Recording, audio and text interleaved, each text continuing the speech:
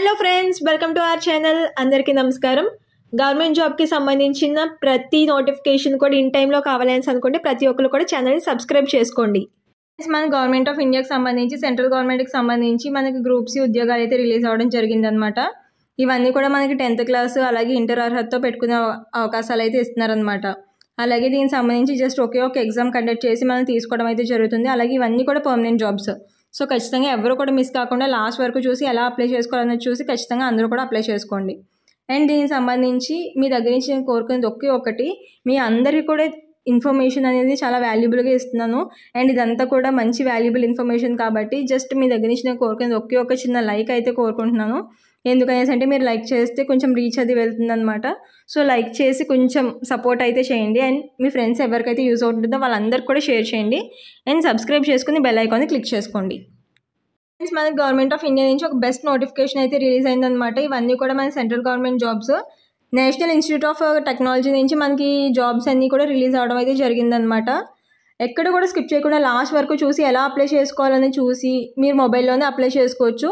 So అది ఎలా అనేది కూడా మీరు లాస్ట్ వరకు చూస్తే మీకు అర్థమవుతుంది. మనకి ఇక్కడ పోస్ట్ డీటెయిల్స్ గురించి చూసినట్టయితే కనుక ఇక్కడ మనకి కేటగిరీ వైజ్ మనకి ఇవ్వడం అయితే జరిగింది. ఇక్కడ నేమ్ ఆఫ్ ద పోస్ట్ అని ఇచ్చారు చూడండి, ఆఫీస్ అటెండెంట్ అనేసి.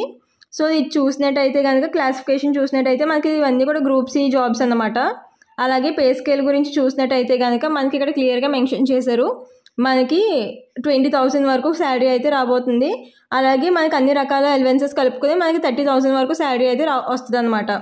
అలాగే ఇక్కడ ఏజ్ లిమిట్ గురించి చూసినట్టయితే 18 ఇయర్స్ నుంచి 27 ఇయర్స్ వరకు అప్లై చేసుకోవచ్చు అనేసి ఇక్కడ మనకి క్లియర్గా మెన్షన్ చేయడం అయితే జరిగింది. అలాగే ఇక్కడ ఎడ్యుకేషనల్ క్వాలిఫికేషన్ గురించి కూడా చూసినట్టయితే కనుక ఇక్కడ మనకి సీనియర్ సెకండరీ అంటే మనకి ఇంటర్మీడియట్ పాస్ అయిన వాళ్ళు ఎవరైనా సరే దీనికి అప్లై చేసుకోవచ్చు. ఎలాంటి ఎక్స్పీరియన్స్ అడగట్లేదు, ఏమీ అడగట్లేదు కాబట్టి అందరూ కూడా దీనికి ఈజీగా అప్లై చేసుకోవచ్చు అనమాట. ఇక్కడ ఇంకా మిగిలిన పోస్టులకు సంబంధించిన డీటెయిల్స్ గురించి చూసినట్టయితే కనుక సీనియర్ అసిస్టెంట్కి సంబంధించి ఇక్కడ మనకి ఇంకొక పోస్ట్ అయితే ఇవ్వడం జరిగింది. ఇవి కూడా గ్రూప్ సి కేటగిరీలోకి వస్తాయి అన్నమాట. అలాగే పే స్కేల్ చూసినట్టయితే కనుక దీనికి కూడా అన్ని రకాల అలవెన్సెస్ కలుపుకొని మనకి 32,000 వరకు శాలరీ అయితే వస్తుంది అనమాట. అలాగే దీనికి సీనియర్ కాబట్టి దీనికి ఏజ్ లిమిట్ చూసినట్టయితే కనుక మనకి 33 ఇయర్స్ వరకు కూడా పెట్టుకునే ఆపర్చునిటీ అయితే ఇస్తున్నారు మనకి దీనికి. అండ్ అలాగే దీని క్వాలిఫికేషన్ చూసినట్టయితే కనుక మనకి సెకండరీ సేమ్ అలాగే ఇంటర్ పాస్ అయిన వాళ్ళు అప్లై చేసుకోవచ్చు. అలాగే దాంతోపాటు మనకి టైపింగ్ స్కిల్స్ కూడా కావాల్సి ఉంటుంది అనేసి ఇక్కడ మనకి క్లియర్గా మెన్షన్ చేశారనమాట. అలాగే దానికి సంబంధించి ఇంకా మిగిలిన క్వాలిఫికేషన్స్ గురించి చూసినట్టయితే కనుక మిగిలిన పోస్టుల గురించి ఇక్కడ సీనియర్ టెక్నీషియన్కి సంబంధించి పోస్టుల గురించి ఇవ్వడం అయితే జరిగింది. ఇవన్నీ కూడా గ్రూప్ సికి సంబంధించినవే. సో వీటికి కూడా సేమ్ అలాగే మనకి 32,000 వరకు శాలరీ అయితే వస్తుంది అనమాట. ఇవి కూడా మనకి సీనియర్కి సంబంధించింది కాబట్టి 33 ఇయర్స్ వరకు కూడా మనం అప్లై చేసుకునే అవకాశం అయితే ఉంటుందన్నమాట. ఇవన్నీ కూడా సెంట్రల్ గవర్నమెంట్ జాబ్సే.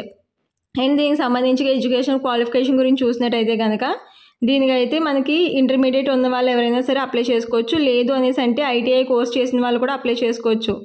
లేదు అనేసి అంటే 10th చేసి ఐటీఐ కోర్స్ చేసిన వాళ్ళు కూడా అప్లై చేసుకోవచ్చు అనేసి ఇక్కడ మనకి క్లియర్గా మెన్షన్ చేశారనమాట. సో ఈ క్వాలిఫికేషన్స్ ఉంటే కనుక ఖచ్చితంగా అప్లై చేసుకునే ప్రయత్నం అయితే చేయండి. అలాగే దీనికి సంబంధించి ఇంకా మిగిలిన పోస్టుల గురించి చూసినట్టయితే కనుక ఇక్కడ టెక్నీషియన్కి సంబంధించిన పోస్టుల గురించి ఇవ్వడం అయితే జరిగింది. ఇవి కూడా మనకి గ్రూప్ సి లెవెల్లోకే వస్తాయన్నమాట.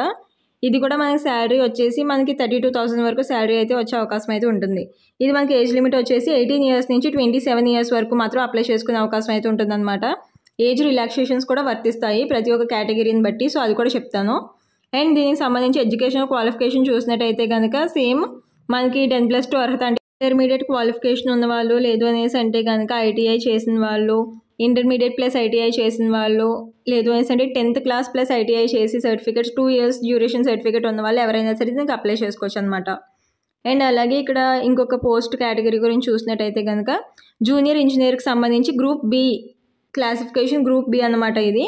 సో దీనికి సంబంధించి అవి చూసినట్టయితే కనుక మనకి ఇక్కడ పే స్కేల్ లెవెల్ గురించి చూసినట్టయితే మనకి దగ్గర 45,000 వరకు కూడా మనకి శాలరీ వచ్చే అవకాశం అయితే ఉంటుందన్నమాట.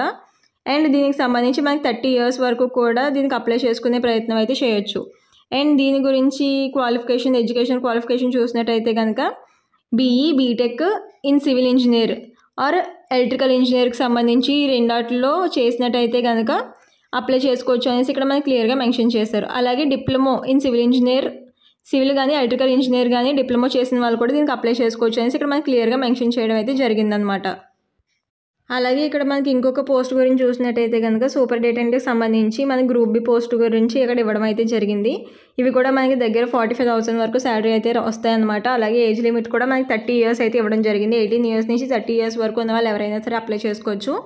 అలాగే ఎడ్యుకేషన్ క్వాలిఫికేషన్ గురించి చూసినట్టయితే కనుక బ్యాచిలర్ డిగ్రీ కంప్లీట్ అయిన వాళ్ళు అప్లై చేసుకోవచ్చు అనమాట. అలాగే రికగ్నైజ్డ్ యూనివర్సిటీ నుంచి మాస్టర్ డిగ్రీ కంప్లీట్ అయిన వాళ్ళు కూడా అప్లై చేసుకోవచ్చు అనేసి ఇక్కడ మనకి క్లియర్గా మెన్షన్ చేశారు. అలాగే కంప్యూటర్ నాలెడ్జ్ కూడా ఉండాల్సి ఉంటుంది అనేసి ఇక్కడ మనకి మెన్షన్ చేశారనమాట. అలాగే ఇంకా దీనికి సంబంధించి మిగిలిన కేటగిరీస్ గురించి చూసినట్టయితే కనుక ఇక్కడ టెక్నికల్ అసిస్టెంట్కి సంబంధించి గ్రూప్ బి పోస్టే ఇవ్వడం జరిగిందనమాట. ఇవి కూడా మనకి శాలరీ అనేది 45,000 వరకు ఉంటుంది. అలాగే ఏజ్ లిమిట్ 30 ఇయర్స్ ఇవ్వడం జరిగింది. దీనికి సంబంధించి ఎడ్యుకేషనల్ క్వాలిఫికేషన్ చూసినట్టయితే కనుక బీఈ కానీ బీటెక్ ఎంసీఏ చేసిన వాళ్ళు ఎవరైనా సరే దీంట్లో అప్లై చేసుకోవచ్చు. లేదు అనేసి అంటే ఫస్ట్ క్లాస్ డిప్లొమా చేసిన వాళ్ళు ఎవరైనా సరే అప్లై చేసుకోవచ్చు అనమాట.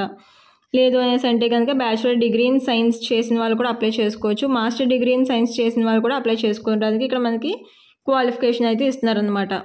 అలాగే ఇక్కడ మనకి ఇంకొక పోస్ట్ గురించి చూసినట్టయితే కనుక గ్రూప్ ఏకి సంబంధించి కూడా మనకి ఇవ్వడం అయితే జరిగింది. ఎగ్జిక్యూటివ్ ఇంజనీర్ అనేసి. సో దీనికి సంబంధించి కూడా మనకి ఇక్కడ 35 ఇయర్స్ వరకు కూడా మనకి ఏజ్ లిమిట్ అనేది ఇచ్చారనమాట. దీనికైతే బీఈ బీటెక్ లేదు అనేసి BE BTech in civil engineering లేదు అనేసి అంటే ఎలక్ట్రికల్ ఇంజనీరింగ్ చేసిన వాళ్ళు దీనికి అప్లై చేసుకోవచ్చు అనమాట. సో ఇలాగ మనకి వివిధ రకాలైన పోస్టులు అయితే ఇవ్వడం జరిగిందనమాట. So group A group B group C లాగా మనకి అన్ని రకాలైన వాటికి కూడా ఇవ్వడం జరిగింది. సో ఇవన్నీ కూడా నేను ఒకసారి మీకు డిస్క్రిప్షన్లో ఇస్తాను ఈ లింక్. సో వాటిని చూసుకుని మీరు వేటికి పెట్టుకోవాలి, వేటికి అప్లై చేసుకోవాలి, మీకు ఏదైతే ఎలిజిబిలిటీ ఉందో వాటికి మీరు అప్లై చేసుకునే ప్రయత్నం అయితే చేయొచ్చు అనమాట.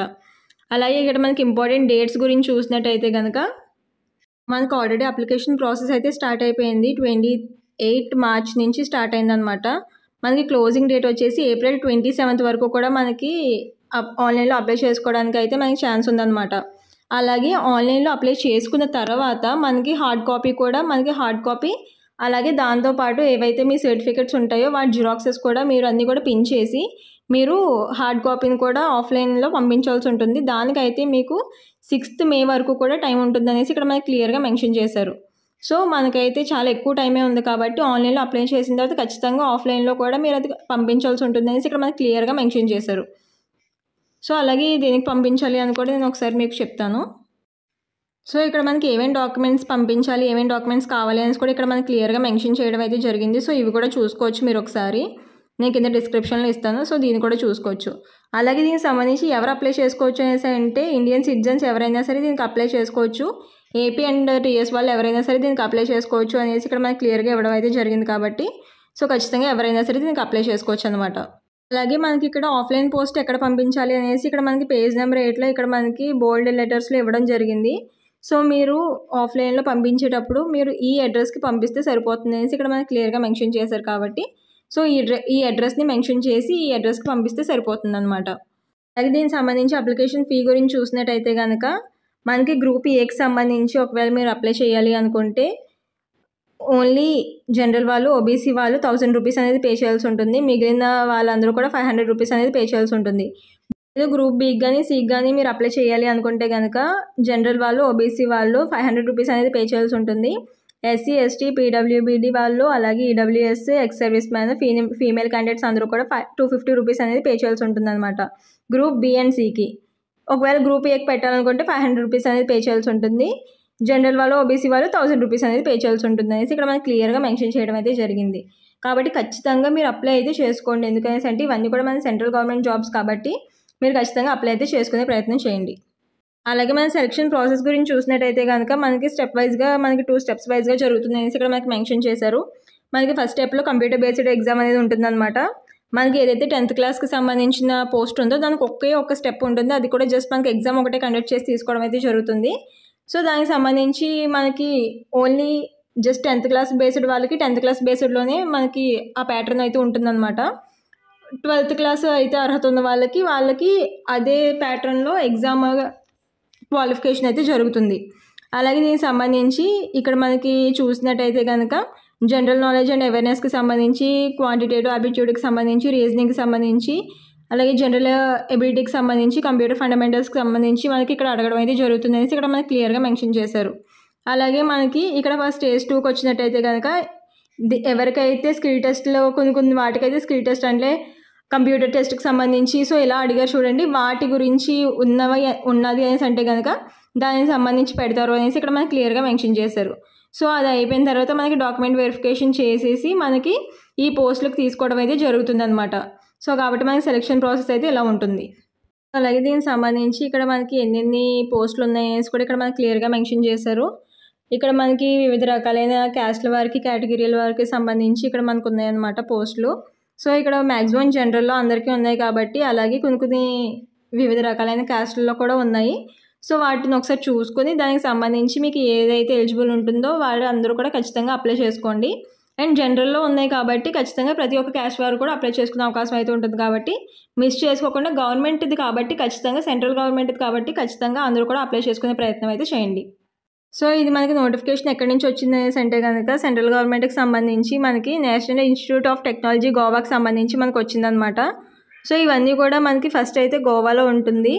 మనకి దానికి సంబంధించి జస్ట్ అక్కడ 1 year చేసిన తర్వాత మనకి హైదరాబాద్కి సంబంధించి అంటే తెలంగాణకు సంబంధించి వరంగల్లో ఉంటుంది. అలాగే మన ఏపీకి సంబంధించి ఇక్కడ తిరుపతిలో ఉండడం అయితే జరిగిందనమాట. సో అక్కడ జస్ట్ 1 year అనేది చేసినట్టయితే కనుక మనకి ట్రాన్స్ఫర్ పెట్టేసుకుని మనకి సొంత రాష్ట్రాలకి మనకి వచ్చేసే అవకాశం అయితే ఉంటుంది కాబట్టి. అండ్ మెయిన్ ఇది ఖచ్చితంగా అప్లై చేసుకోండి, ఎందుకనేసి అంటే సెంట్రల్ గవర్నమెంట్ కాబట్టి ఖచ్చితంగా అప్లై చేసుకునే ప్రయత్నం అయితే చేయండి. అండ్ దీనికి సంబంధించి ఇంకా ఏమైనా డౌట్స్ ఉంటే కనుక కమెంట్ సెక్షన్లో కమెంట్ చేసి అడగండి. అండ్ ప్లీజ్ ప్రతి ఒక్క మీ ఫ్రెండ్కి కూడా షేర్ చేయండి, ఖచ్చితంగా అందరికీ యూజ్ అవుతుంది కాబట్టి మీ ఫ్రెండ్స్ అందరికీ కూడా షేర్ చేయండి. అండ్ సబ్స్క్రైబ్ చేసుకుని బెల్ ఐకాన్ని క్లిక్ చేసుకోండి. అండ్ ఖచ్చితంగా మీరు అందరి దగ్గర నుంచి ఒకే ఒక చిన్న రిక్వెస్ట్ ఏంటంటే ఖచ్చితంగా ప్రతి ఒక్కరు కూడా లైక్ చేయండి, అప్పుడు మాత్రమే రీచ్ వెళ్తుంది. నాది రీచ్ చాలా తక్కువ ఉంది, నేను అన్నీ కూడా మీకు ఒక మంచి ఇన్ఫర్మేషన్ ఇవ్వడానికి ట్రై చేస్తున్నాను కాబట్టి కొంచెం లైక్ చేసి సపోర్ట్ అయితే చేయండి. Thank you. Please do like, share and subscribe for more information. Thank you for watching.